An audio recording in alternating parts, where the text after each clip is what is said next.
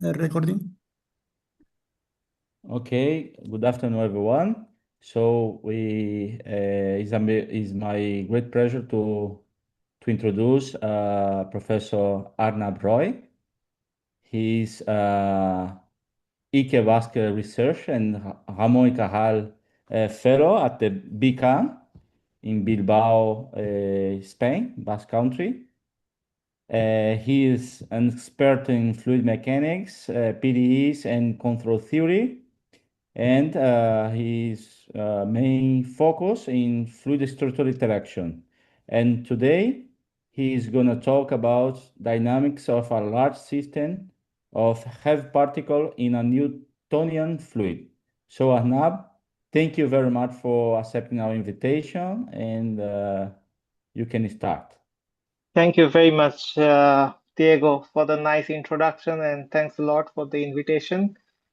So today we will present a problem which relates with some kind of heavy particles moving in a Newtonian fluid and trying to develop some asymptotic behavior of this whole system.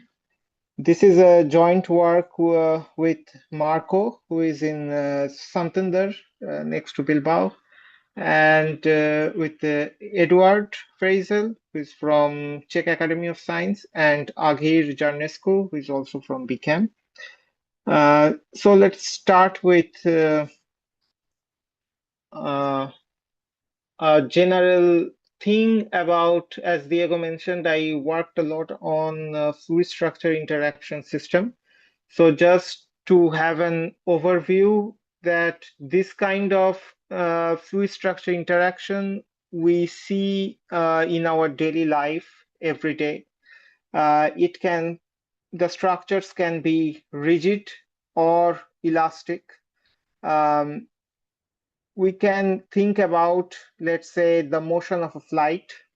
Then if we want to model the fluid around the flight, then this PDE, if we want to prescribe the motion of the fluid around the flight as a PDE, this is a PDE in a time-dependent domain because the structure is moving. So here you can think about the structure, the flight, as some kind of rigid body which is moving. Similarly, we can think about the motion of a submarine, where the submarine is completely surrounded by water. So here in these examples of this aerospace engineering or naval engineering, as I explained here, this is a particular kind of fluid structure where you can think that the structure is completely immersed in a fluid. Like in the case of, let's say, flight, you can think about some kind of compressible fluid. The flight is completely surrounded by the compressible fluid, or in the case of submarine, let's say the submarine is surrounded by the incompressible one. Whereas there are several different kind of fluid structure interaction models, like some examples coming from biology, where if you think about the blood flow through an artery, there the structure, the elastic structure, is on the boundary of this kind of artery and the blood is flowing. So there is also a fluid structure interaction going on, but the structure is on the boundary. So the geometry is quite important in analyzing this kind of model. And the mathematical challenges also vary depending on which kind of fluid structure interaction model you work on.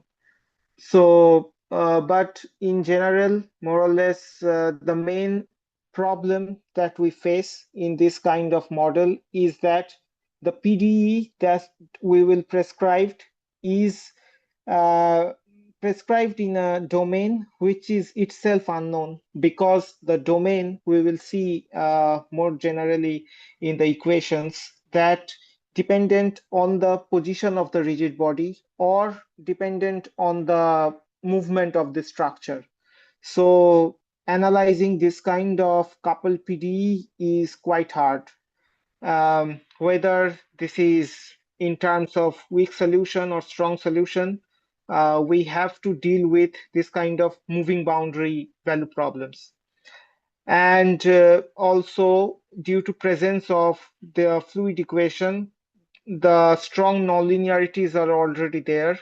And now the strong nonlinearities are more difficult because there is some nonlinearity can happen throughout the boundary of this fluid structure interaction.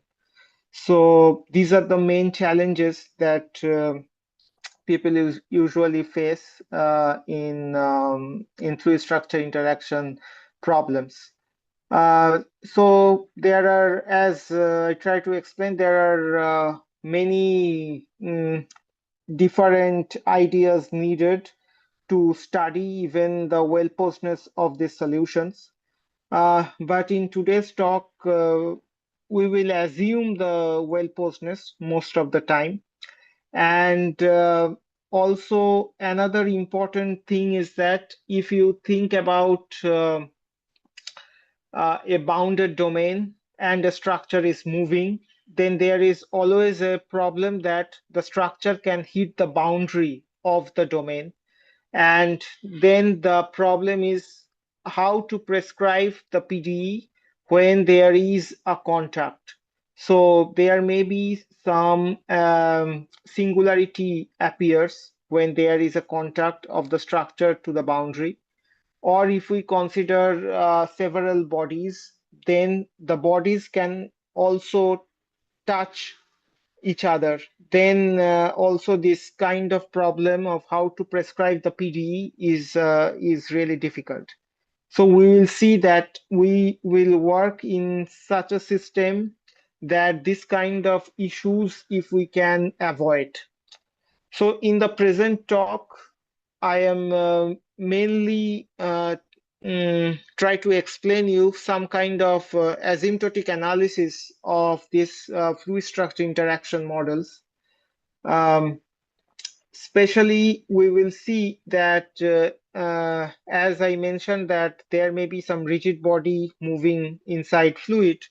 So what will happen if the bodies are really heavy, or if the bodies are really light, and at the same time they are shrinking?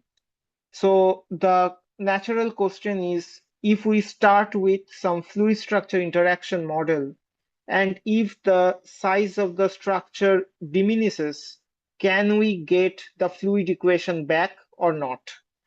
So in the case of obstacles, when the structure is not moving, this is a very well studied problem in the literature of homogenization. We try to do this kind of thing in the moving framework. So it's kind of dynamic version of homogenization. So why we study this kind of many particle model, and when they are, and why do we are interested when these bodies or particle strings? Because obviously the physical motivation is that in the physical world, there is always several aerosols and colloids suspended in a fluid. And we want to analyze how these suspensions actually affect the fluid motion.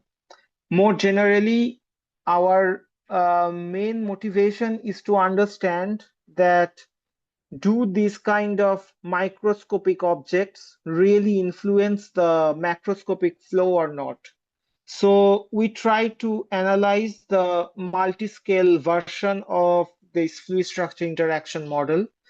On the one hand, we have the macroscopic model, for the fluid equations and try to see when the bodies are shrinking, can we get again the same kind of macroscopic model? Or if the number of particles really very large, then whether this changes the fluid character or not. So actually, this kind of questions goes back to the thesis of Albert Einstein, where he was motivated by this kind of thing, and in his thesis he tried to guess that what will happen in some kind of range where you can really feel the effect of this kind of microscopic object on the macroscopic fluid. And what he observed that in some regime, it can change the viscosity of the fluid. So we will see that in the regime that we will work on, what kind of effect we can see on the fluid equation. So, and it gives us two very important kind of scenarios. One is about the light particles. When light particles are suspended in fluid, you can think about the chalk dust. When we write on board, we see that there are several chalk dust in the air, but they eventually won't change the character of the fluid at all. So, and that we actually analyze in one of our earlier works, that there is very weak influence on flow by this kind of light bodies. And light bodies, by that we mean that some kind of body with bounded density. And in the limit, we get the standard Navier-Stokes equation back. Whereas for the heavy bodies, that means when the density is quite large, as the body shrinks. So you can imagine that if epsilon is the radius, let's say the density is some kind of epsilon power minus alpha, then it really behaves like a heavy body. And in this talk, I will mainly consider this case where the inertia of the body really plays an important role, whether it's mass or the moment of inertia.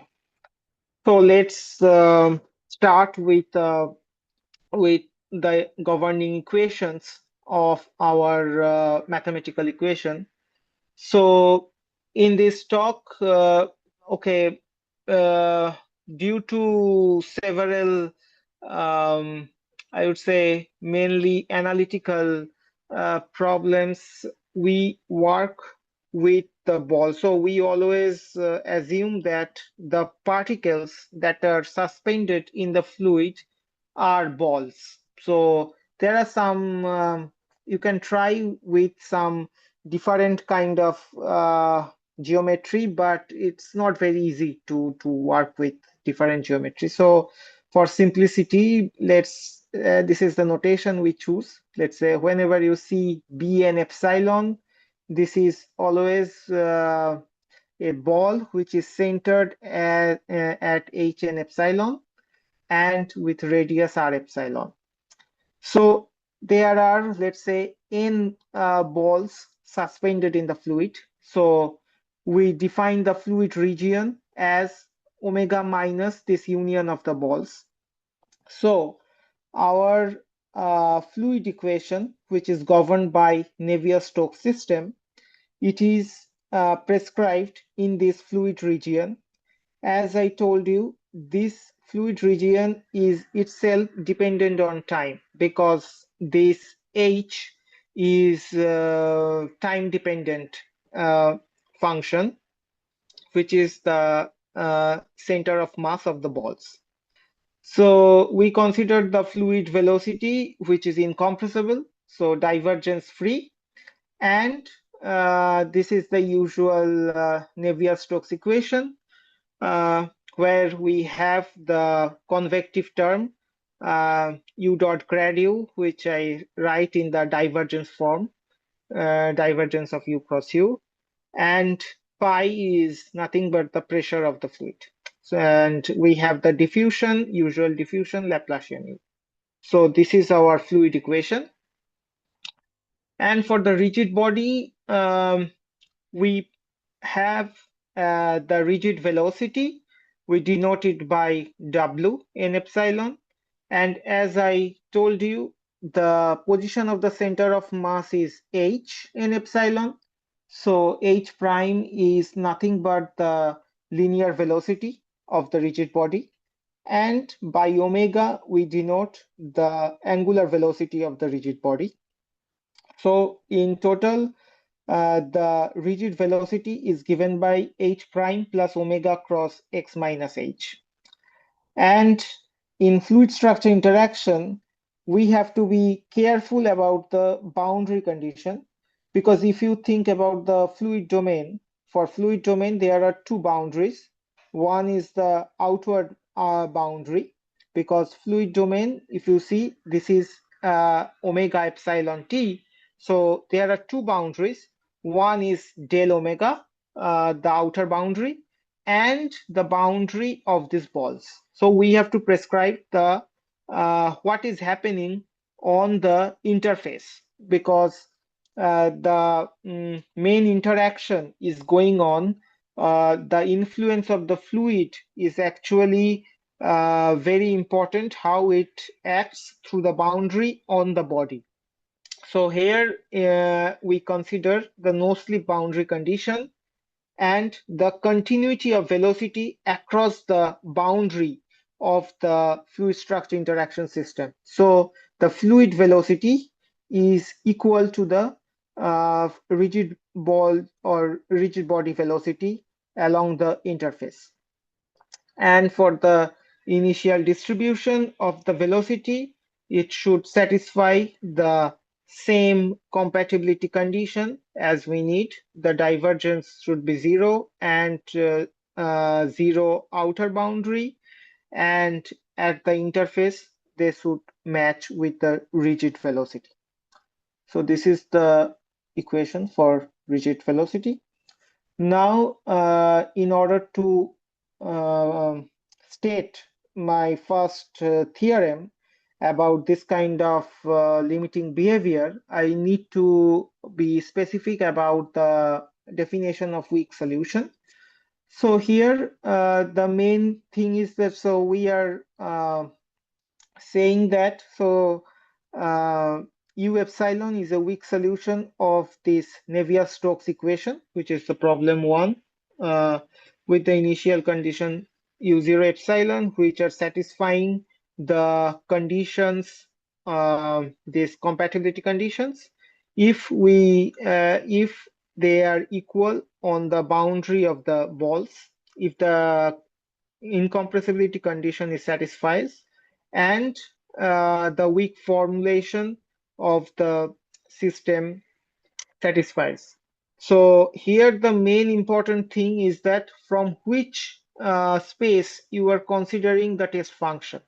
So as you can see, we take the test function. This part is usual as the fluid, but the effect of the rigid body comes from the fact that phi on the rigid body has to be 0. So here in this part, we consider something where the rigid velocities, this h prime and omega, are kind of given. So in that case, we can define the weak solution in this way. And with this definition, our first theorem states that under the condition that the radius, so this is quite interesting condition, because you can think about this 1 by epsilon cube as the number of balls in this fluid region. So as epsilon tending to 0, this is going to infinity. So this thing you can think about something like n into r. So the number of balls into the radius, which is constant as epsilon tending to 0. So the interesting thing is that when I say that in the case of light bodies, actually there is no effect, that regime is something like number of balls into radius is going to 0 as epsilon tending to 0.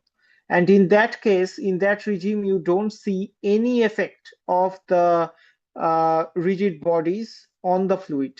But here, we consider this condition, and this actually produces an effect on the limiting system that we will see in next slide. And this assumption says that initially the bodies are not penetrating to each other. So initially they are far apart in the sense that if I think about some epsilon cell, so they can't enter to the epsilon cell. So in one epsilon cell, there should be only one ball. Then the condition of the rigid body velocity, if you see the first condition, it's quite interesting that we need to somehow control the velocity, both the velocities of the rigid body. So in the first condition, it says that the linear velocity of the rigid body is some kind of order epsilon square. So this is nothing but that h prime, the L infinity norm is small o of epsilon square. And we also need a control on the rotational velocity, which this actually gives you that there will be no effect on the boundary by rotation also. And this is the usual assumption on the energy, because these are from Navier-Stokes. You know that you usually get L infinity L2 intersection L2 W1 to 0 bounded. So this is for as epsilon tending to 0, we need that these are uniform with respect to epsilon. So this notation means that this is bounded by some constant. So under these assumptions, what we obtained? We obtained that, so this is the main thing. So we obtained that this epsilon cube, so epsilon cube, you remember this, the same epsilon cube. So as I told you, you can think this as a number of balls as 1 by epsilon cube.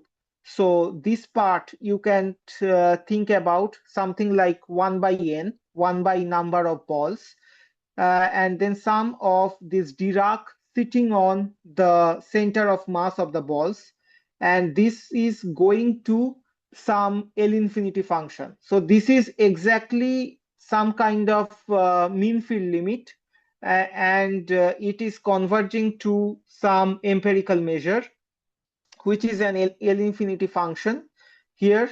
And we have that U epsilon converges to U in strongly in L2 in time and L2 in space, and weakly in L2 in time and W12 in space. And where U satisfies the usual Navier-Stokes problem. But the main thing is that, as I told you, that we will get something extra. So we get some extra friction term, which is 6 pi Ru dot phi, and this R is exactly coming from this empirical measure. And this is the same effect you can see for the homogenization problem also. So this is kind of Brinkman friction term that at first Stokes observed it as a drag force. And then in the paper of Allaire also he explained for steady Stokes case that if you have the obstacles and they are shrinking, then you can get exactly this observation. So here the intuition is that since we are working in a regime of very heavy particles, so in the limit, these particles is actually behaves like an very like an obstacle. So you really recover the effect of an obstacle like homogenization in this case. Whereas in the light particle system, they are so light that you don't see any effect on the fluid flow. So this is the first result that we obtained in our case. So in order to prove this, I try to give you some ideas and that we use, not complete detail, but some ideas that are very helpful. And people were also aware some of them. Let's say the first interesting result in this kind of problem is for the Steady-Stokes problem. This is a result by Desvilletes, Golse, and Ricci. So what they have proved that they consider Steady-Stokes with zero boundary condition. There is no fluid structure involved, just a fluid equation. And if you assume that this forcing term is converging in W minus 1, 2, and similar kind of assumptions of this kind of empirical measure, like 1 by n, if you like, or epsilon cube, sum of deltas going to some L infinity function, then they prove that the limiting function, this V epsilon converges to V weakly in W1 to 0, and the limiting function exactly satisfies the Stokes problem with this Brinkmann effect, with this 6 pi RV, which we also obtained. So this is the result by Golse and his collaborator.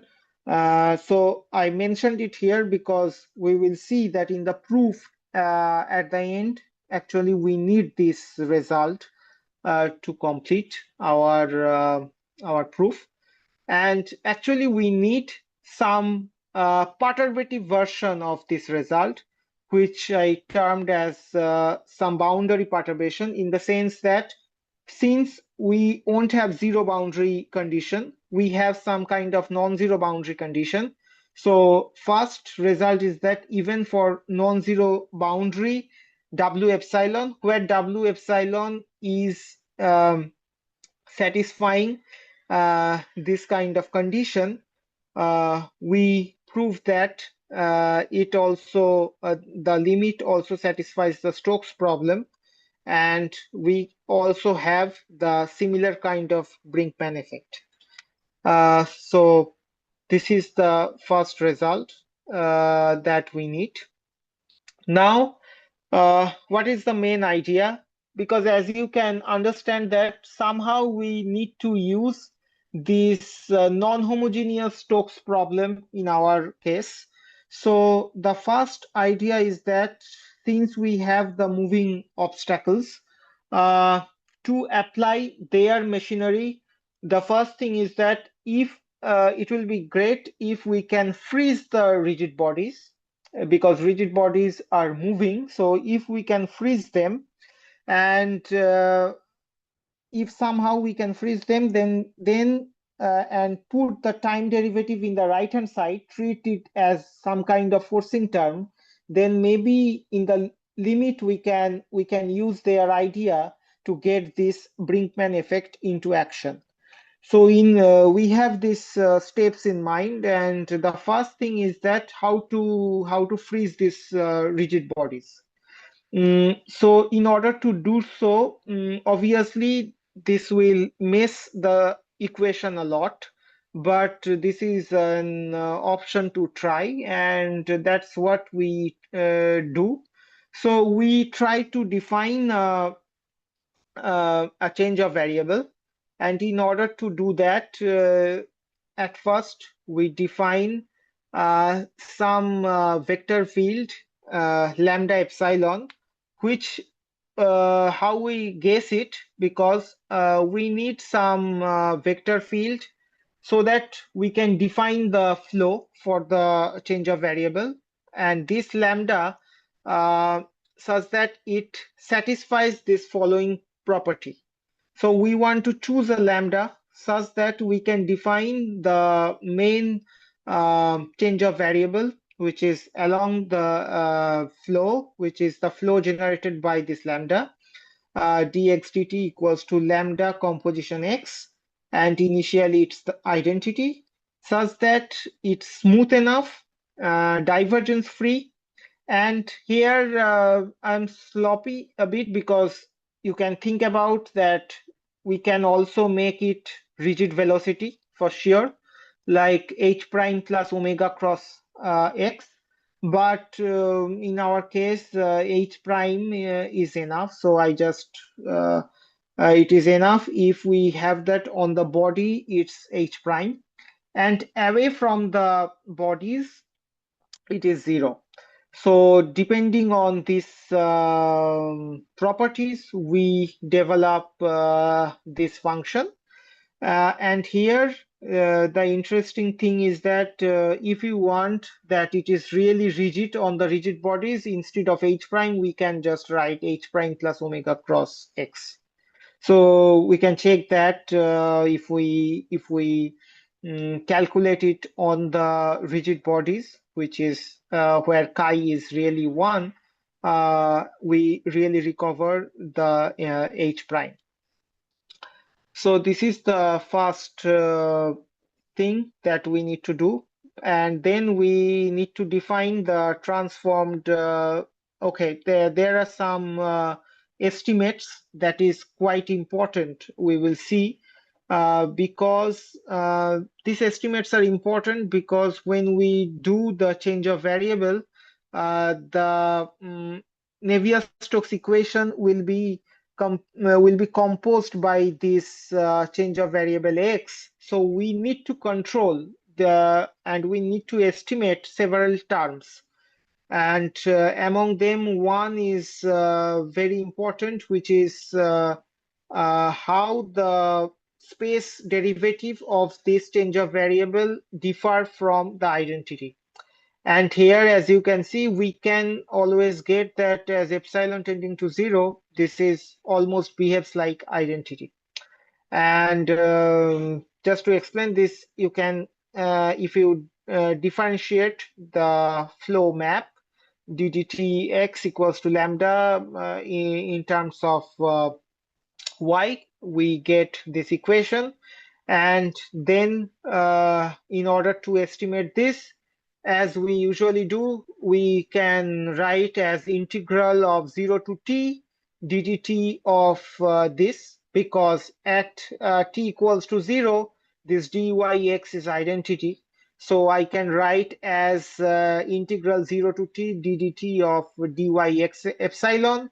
And then we use the property of flow map and this estimate of lambda epsilon, as I mentioned here. And this estimate is actually follows from the hypothesis of the rigid velocity, that how we control the linear and angular velocity. This gives us the estimate of this lambda epsilon. Okay, and not only the first derivative of this change of variable of this flow map, but also the second derivative also we can control, and actually it's going to 0 as epsilon tending to 0. And it's very important that because this is just identity map, x epsilon, so the two derivatives is 0 at t equals to 0. So, and similarly for the inverse of this flow map also has several estimates, which is similar to the original flow map x epsilon. And this inverse is also important because what it is doing is actually, if I consider any y from omega t, then this y epsilon composition x epsilon is exactly map it into omega. So, and with all these properties for y epsilon, and then we define our transform velocity field. So as I was mentioning you, that this change of variable is actually freeze the moving objects, and it maps this ball or with center h and epsilon t r epsilon to a fixed ball whose center is now fixed at h and epsilon 0. And as we fix the balls, the fluid region is also now fixed, and which is omega epsilon 0. So the transform velocity field, the first attempt is that obviously if you consider x from omega epsilon t, then the y epsilon of that will map into omega epsilon 0. So now this u epsilon tilde is on the fixed domain, whereas u epsilon is on the moving domain omega epsilon t. So this is our first attempt to write down the transform velocity field and see how the equation evolves. And similarly for the change for the test function also, we have to do the similar composition. But as you can see, now the things are really messed up. In order to see that, there are several extra terms are happening here, coming here, which are new due to this change of variable, and we have to deal with that. But here the main problem is that this neither this u epsilon tilde and nor this phi tilde are solenoidal. But as we start with our weak formulation, they has to be of divergence free. So this transformation or this first attempt was not very clever. And what we observed that if we actually multiply by this matrix dx y epsilon, then this divergence of v epsilon is 0, and similarly for the test functions. So this actually helps us to have the solenoidal vector fields, but nothing is free, and this actually messes the equation further up. And though we try to have a similar form of the weak formulation, as you can see that there are some extra term due to change of variable in the time derivative, or in the convective term. This is more or less similar, and also in diffusion, but this is forcefully we write, and we put all the garbage in this remainder term. And this is a lot of I would say calculation how this r epsilon looks like, because this is quite quite a mess. And obviously, as you can see, there are why we need this second order estimates of this change of variables, because there are several terms of the second order, and we really need them going to 0, because there is nothing that we can do with the convective term. So we really need the good estimates for the change of variable, which is smooth enough, because we saw that by choice of this lambda epsilon, this flow map is already C infinity. So this is smooth enough, and we can't play around with the u epsilon. So we have to have the best estimate for the change of variables. To prove that this whole thing, this whole remainder is actually vanishes as epsilon tending to 0.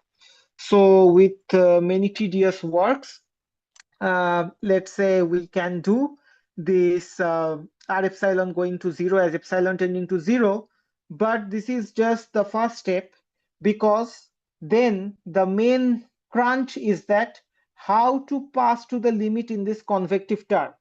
And this is another hard step, because as you know, in the Navier-Stokes also, this is quite involved. So here in this time-dependent case, it is also quite difficult to prove that there is a strong convergence in L2L2. And here the main thing is that we need to use some kind of Oberleon's theory to prove this kind of strong convergence. So the main thing is that you have some bounded sequence in L2 W12, L2 in time, W12 in space. So you have some weak convergence already, but you need some strong convergence in L2, let's say some weak space, L2 in time and W minus 1, 2 in space. And then you have to use some compactness argument that W12 is compactly embedded in L2 and continuously in W minus 1, 2. And you can use this Oberleon's to finish this strong convergence, usual strong convergence argument. And once you have this strong convergence argument, you can pass to the limit in the convective term.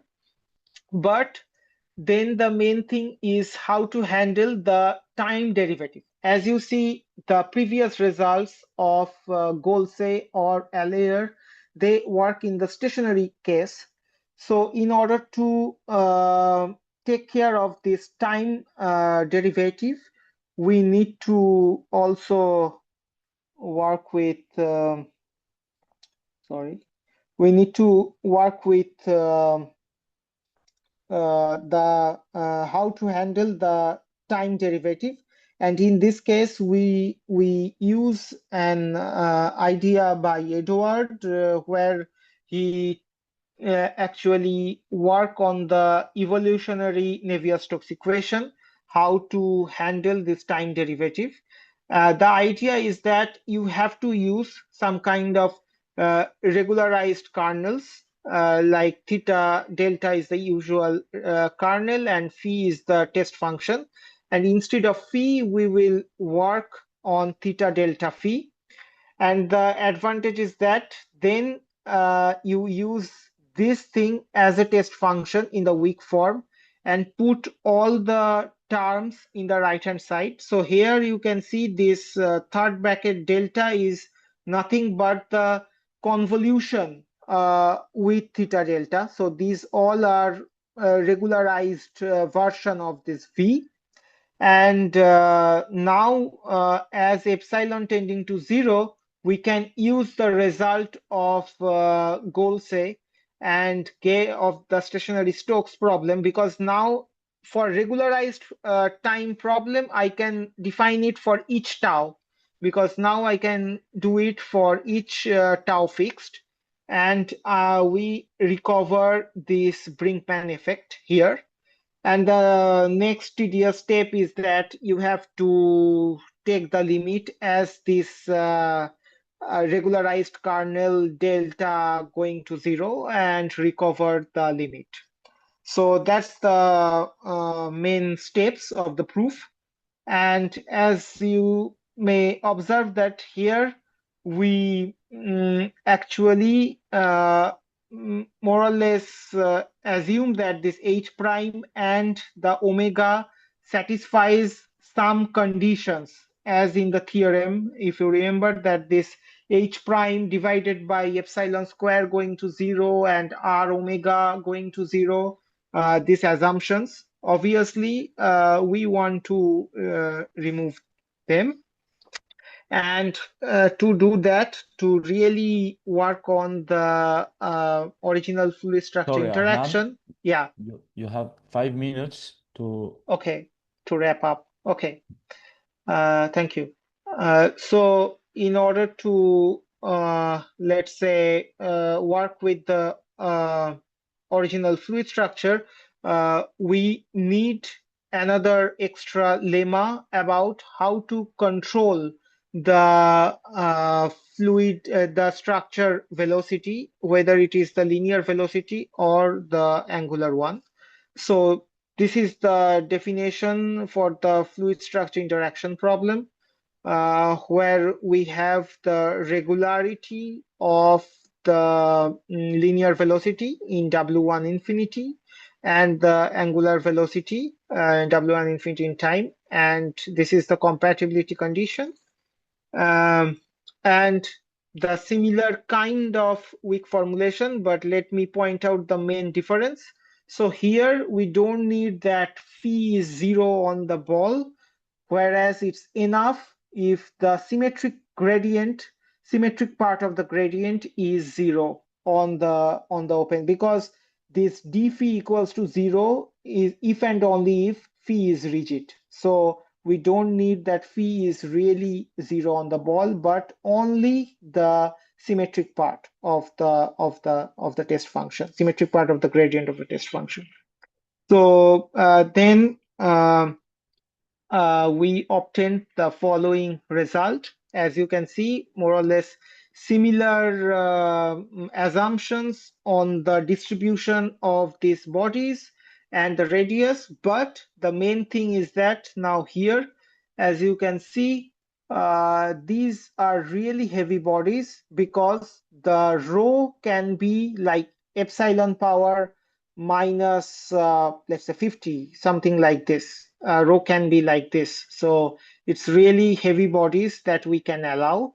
And in this case also, we can prove the similar kind of result, that in the limit we recover the Brinkmann effect.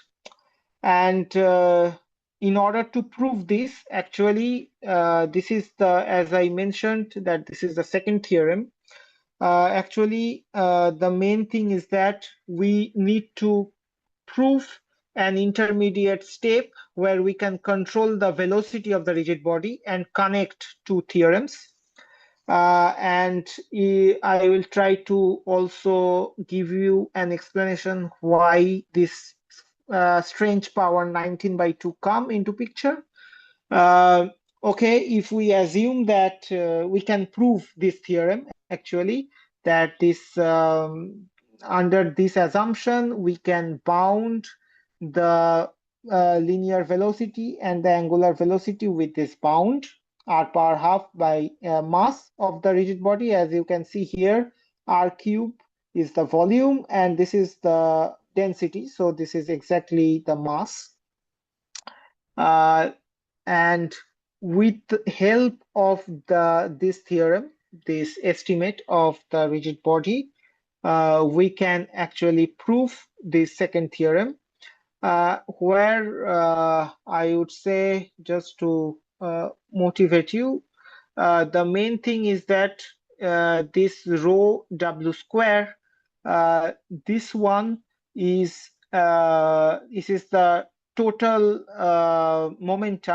total energy, total kinetic energy, which is mh prime square plus this is the moment of inertia of the ball and omega square.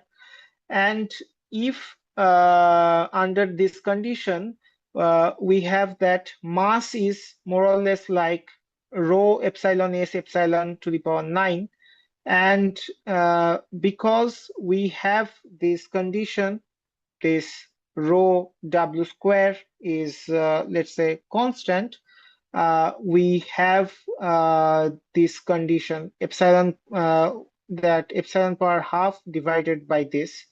And under the assumptions that we have on the density of the rigid body, we can prove that enforces that we can control the rotation of the rigid body. So that's why we need exactly this this exponent of the density. That helps us, that actually ensures that the balls are not moving so fast.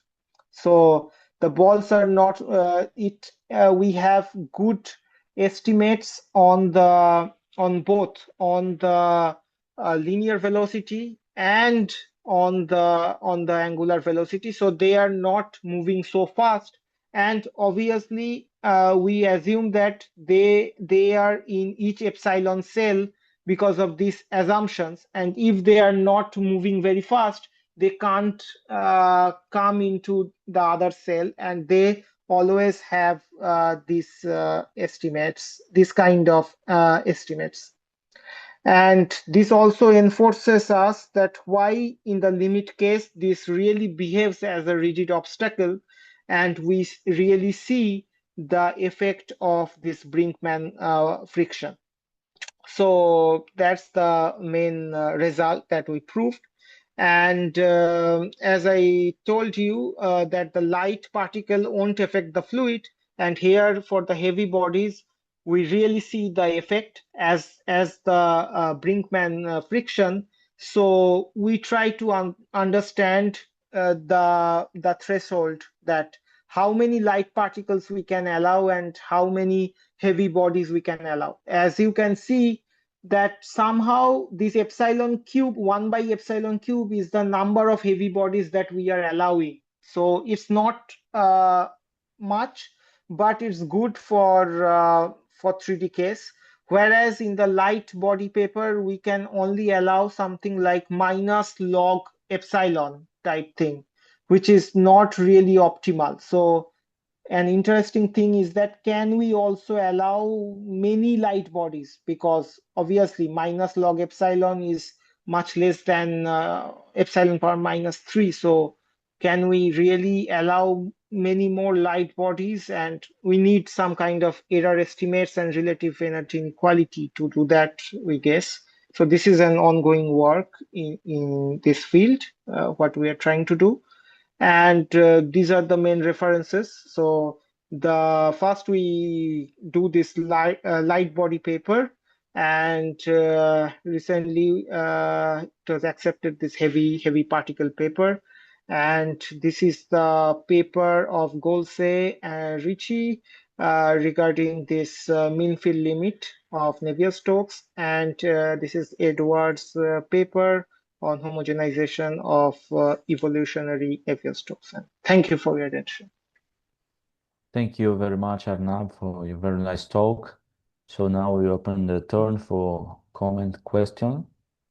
So if anyone has a question, please just There was a open. question on the chat. Yes. Yes, There is a someone question would- here, Arnab, in the chat. Can you see? In the chat, Can you let me see? see. Below. Are there other simple models where the remain direction is not that complication? Can show that goes to 0 as okay. Yes, yeah, you can. So do you have in mind that what kind of let's say if you work on Stokes flow, then obviously you can get rid of some terms, that's for sure.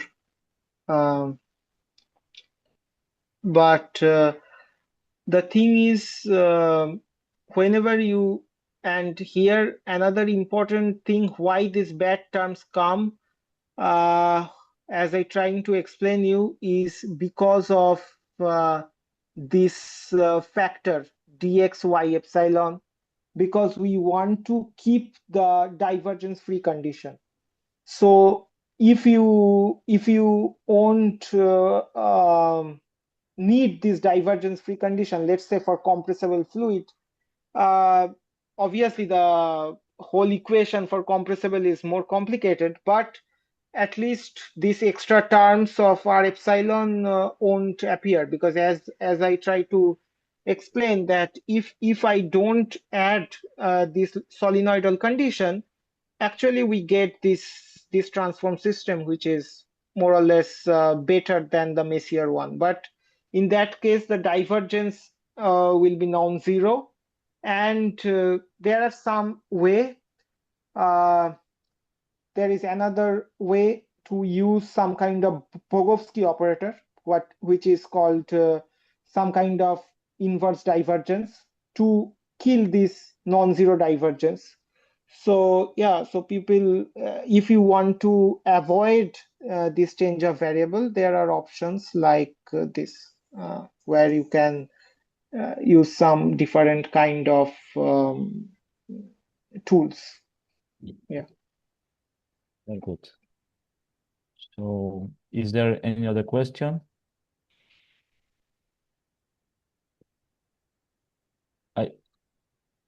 Johnny? No. No. Ah, I only wanted okay. to say that it was Yes. very interesting talk. Okay. There were many details in some integrals and no Yes. hard work Yeah. there. Yes. I- But thank Yeah, you, yeah. Anna. Yes, I have thank you. one question, Arnab. Yeah, Is yeah. that what you present is in bounded domain, right? Yes, yes. Okay. And also, I know that there is some result in, let's say, in Unbounded. R3, no? R3, and the body is moving in R3, right? Yes, yes, yes. And what about the case where you have you have a fixed boundary? Is omega being a stereo domain, right? Let's say, and the body is moving in a stereo domain. Okay. So you have let's say a fixed ball, and your domain is outside this fixed ball, and you have many body that is moving there. Do you think that is it possible to? Because here you use. So one important thing is that obviously for unbounded domain, compactness is a bit trickier. So in the case to use Leon-Sova, okay, it's a bit trickier than bounded domain. The arguments, it can be done maybe in that limit pass, but yes, that is a bit trickier. But regarding the other parts of the proof, let's say this change of variable, we can do. Yes, I think no problem. Even in some sense, it's easier because as you can see here, there are in some sense two boundaries. So you have to take care of this condition also. So in some sense, I don't care in that case.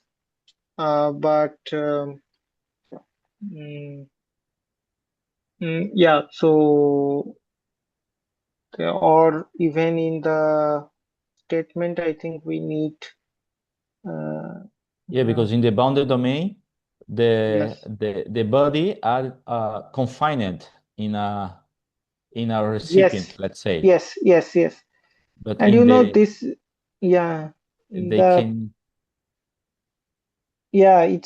it's trickier because conceptually also this condition, this one, if you think it, how I view it is that this is, as I told you, 1 by number of bodies, 1 by n, let's say. And the sum of this, and this usually this is an L infinity function. It actually defines a measure which is absolutely continuous with respect to Lebesgue one. Now on the unbounded domain, it's a bit trickier because in order to prove that this is a dual, this is a space, this weak star in radon measure. So in order to prove that this is a dual, somehow you have to use that this is a bounded by this n r measure of omega, and this if measure of omega is unbounded, this is a bit trickier, I would say. It's not clear. Okay, so thank you. Okay, I have another question is related to, because here you have the viscosity is positive, right? Yes, because as I start with the first forefather Stokes, when he started to calculate the drag force, because this is exactly the 6 pi nu r something. Okay. So the drag yeah. force coming from there. So Okay. I think this is a friction. Yeah, this Brinkman friction is relates to that Okay. also. So thank you, Arnab. Is there any question or comment? If not, let us thanks again, Arnab, for this very nice talk. Thank you.